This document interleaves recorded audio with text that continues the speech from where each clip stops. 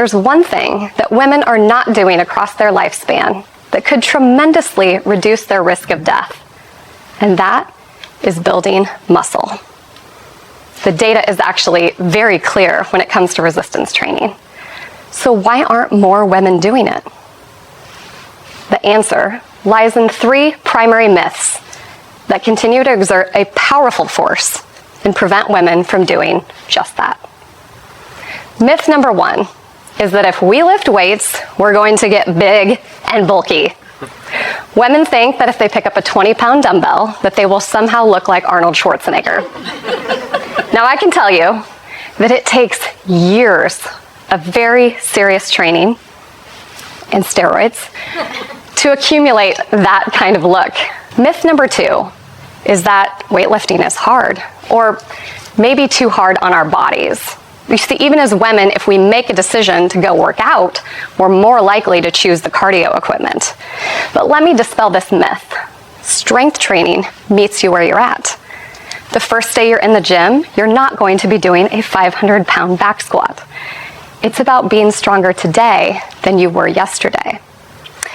Myth number 3 is that weightlifting is for the boys and aerobics is for the girls. You've seen it when you walk into the gym, this big room of treadmills, ellipticals, and stair climbers filled with women. But in the Journal of Exercise Science, they found for every woman that was using the free weight section of the gym, there was 27 men. Resistance training happens to be the only non-pharmacological intervention that has been consistently shown to offset these age-related declines in skeletal muscle mass, strength, and power. This cannot be achieved on a treadmill. The male bias in gym culture is literally everywhere, and it's time for us to counter it. All humans have muscles. Muscles make us healthy. We think that we need these fancy machines and free weights to build muscle. But in a 2021 study, they examined a population of women 65 and older.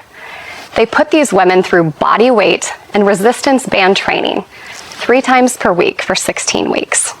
And do you know what they found? In the treatment group, these women improved their strength, improved their functional fitness, improved their grip strength, and even improved their gait speed. The amount of work required to see benefit is actually quite small.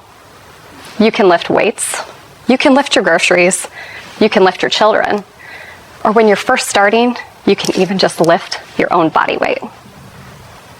It's my mission to make sure that women live a long and healthy life, and that means building and maintaining their muscle.